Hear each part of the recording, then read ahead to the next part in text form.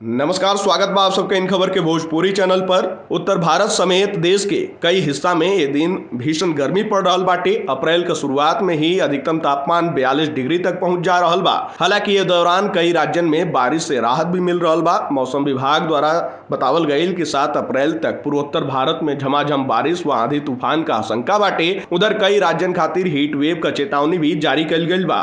मौसम विभाग के अनुसार नॉर्थ इंटीरियर कर्नाटक में हीट वेव का स्थिति देखल गई। एकरे अलावा अरुणाचल प्रदेश, जम्मू कश्मीर, लद्दाख, गिलगित, हिमाचल प्रदेश में भी पिछला 24 घंटा में बारिश भइल। उधर असम, मेघालय, नागालैंड, मणिपुर, मिजोरम, सिक्किम जैसन कई राज्यन में भी बारिश देखे के मिलल। अगर मौसम विभाग का मानल जाओ तो उत्तर प्रदेश के कई इलाका में मौसम अबहिन गर्मी वाला ही रही।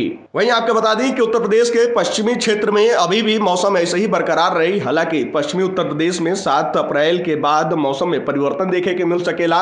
वहीं अगर उत्तर प्रदेश के पूर्वी इलाका का बात कल जाओ तो अभी पारा एजा 40 से ऊपर भी जा सकेला। जौना तरीका से पूर्वांचल के क्षेत्र में गोरखपुर, देवरिया, बलिया, कुशीनगर के आसपास के इलाका में अभी तेज धूप देखे के मिल रहल बाटे और पारा लगातार बढ़ रहल बा।